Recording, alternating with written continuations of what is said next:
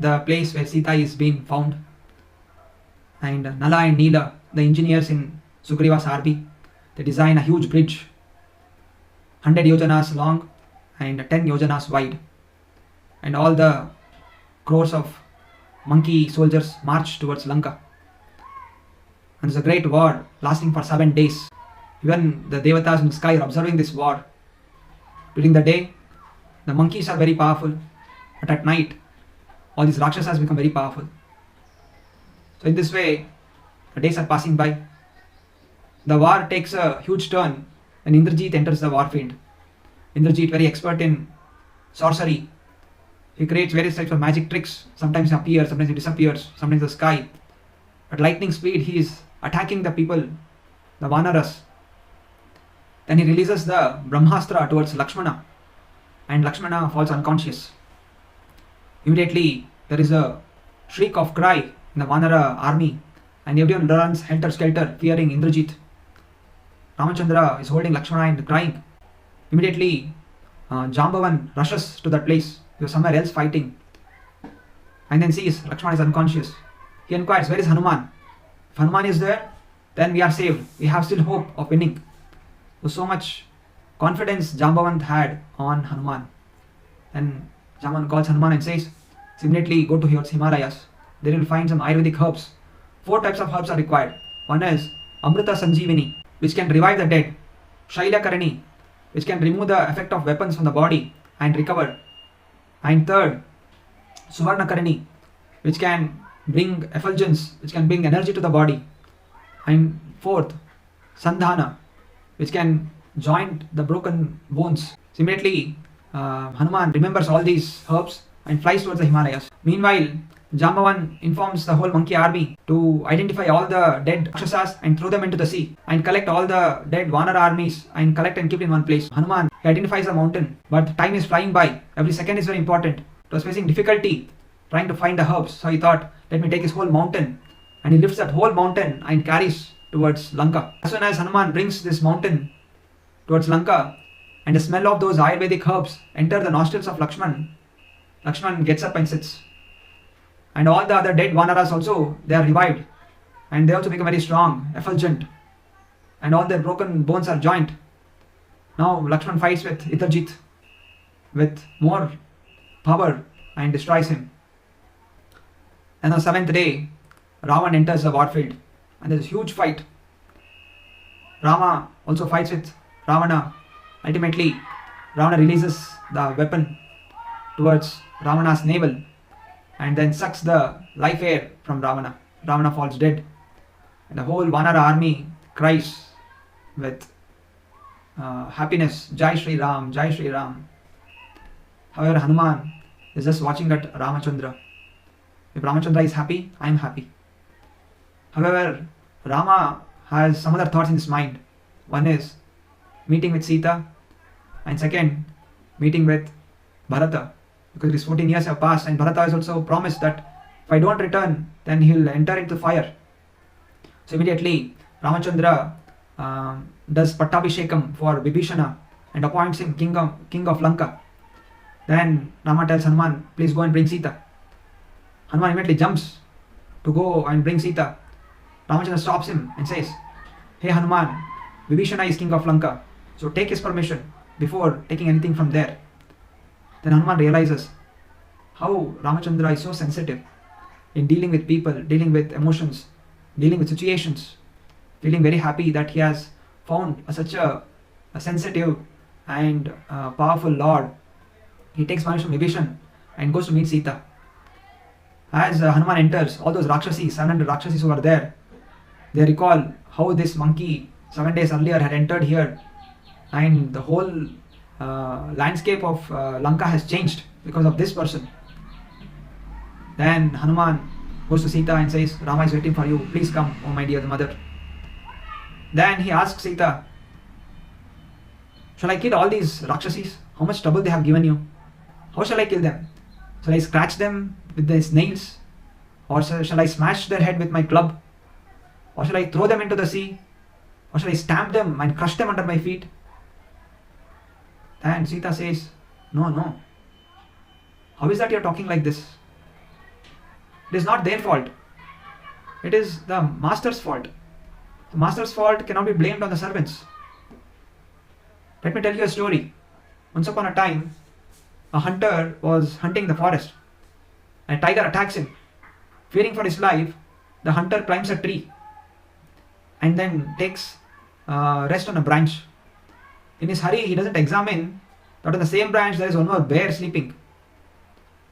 Then he tries to run from that branch. Then he sees that below the tiger is waiting to kill him. Having no other choice, the hunter requests the bear, "Oh bear, please don't do anything to me. Please help me." And the bear says, "Okay, fine.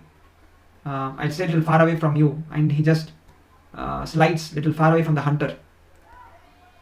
The tiger from below is roaring, "Hey bear, this man is enemy for both of us. Throw him down. Let me have him for my lunch. I'm very hungry."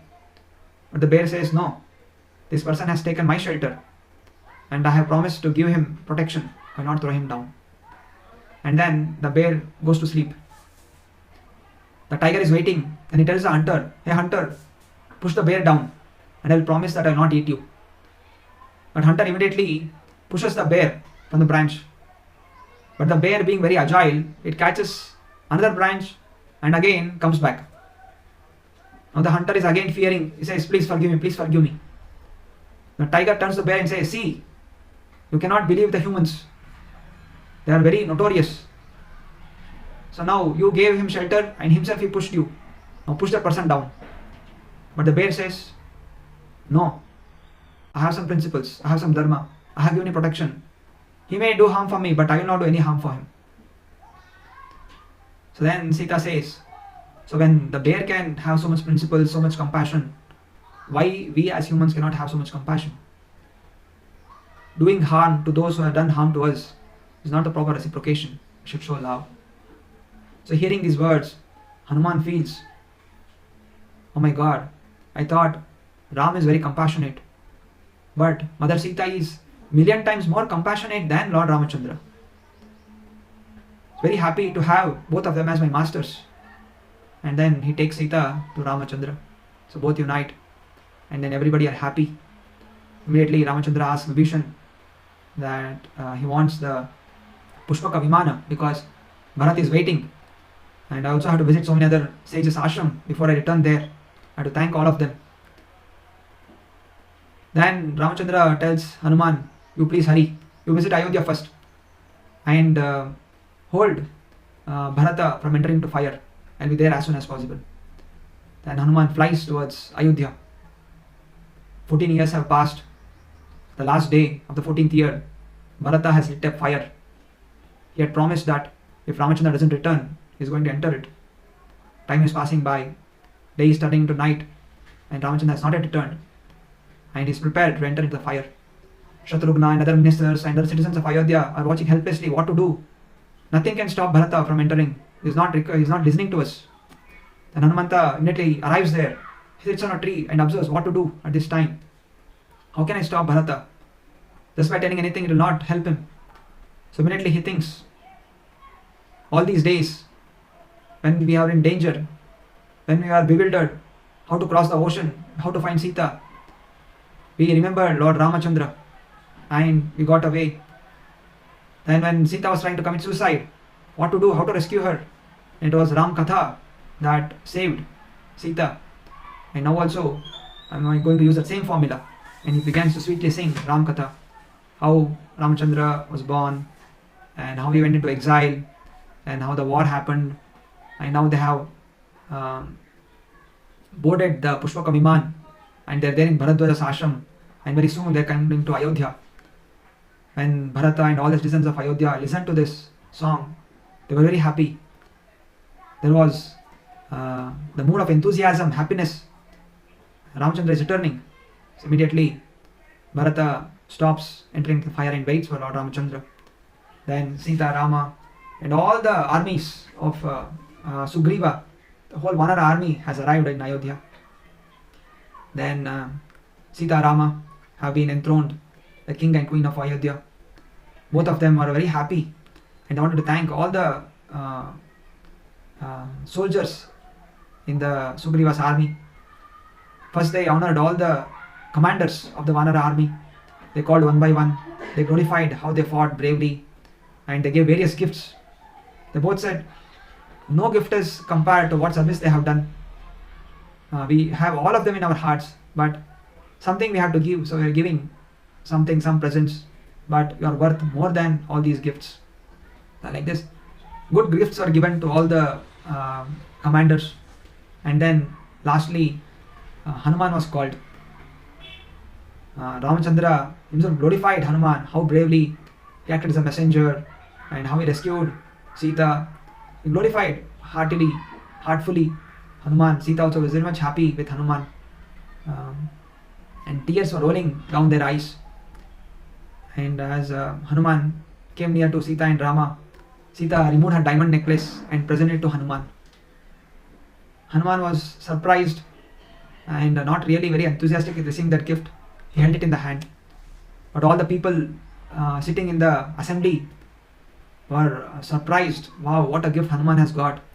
Sita, the queen of Ayodhya, has handed over her prized possession to Hanuman, and everybody were cheering. However, Hanuman was looking at the necklace, front, back, not very astonished. Then he began to dismantle the diamond from the necklace. He began to break each of them and make into powder. Then people got shocked. What is this person doing? He's just behaving like a monkey. Such a gift, he is destroying it. And they began to shout at Hanuman, Hanuman, what you are doing, you crazy monkey? Then Hanuman said, so far I have never been attracted to anything which doesn't have Sita Rama. Wherever Sita Rama is there, that is what I cherish. And I searched this whole necklace, in each diamond stone, is there Sita Rama, but I didn't find anything. So it is worthless. Then somebody from the assembly shouted, oh Hanuman, you are overreacting. This is too much. Is it that you accept only things which are Sita Rama? How sure are you that the heart which is beating inside your body, that has Sita Rama? Is there Sita Rama in your heart? As soon as Hanuman heard this, he immediately tore open his heart, and everybody could see Sita Rama inside the heart of Hanuman. Blood was pouring out, and there is Sita Rama inside. Sita Rama outside, they shed tears, seeing the love of Hanuman, and everybody else were ashamed and they bowed down their head. So the next day, Ramachandra decided that not only the commanders, I want to thank all the soldiers also. So he thanked each and every soldier of the Vanaras, and he blessed them. All these days you have spent with us. So what have you learned with our association? Please remember that in your life and lead a life of bhakti, love, and then make your life successful. So in this way, Sita and Rama thanked all the monkey soldiers, and everybody were sent back to their homes. Now only 3 people are left behind: Rama, Lakshmana and Hanuman. Rama very lovingly asks Hanuman, Hanuman, you are very dear to me. What can I offer you? Hanuman very humbly, he tells, oh Lord, please bless me, that I shall never forget your holy name. I shall never get attracted to anything which is not connected to you. Let me always remember you, and wherever there is your glory is being sung, let me always stay there. Hearing these words, Ramachandra became very happy and said, whatever gift I give you is nothing in front of your love towards me. All I can offer you is my hug. And Ramachandra hugs Hanuman very tightly.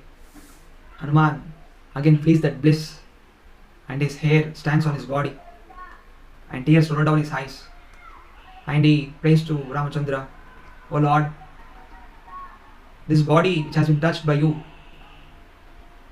so I have to use this body for the benefit of others.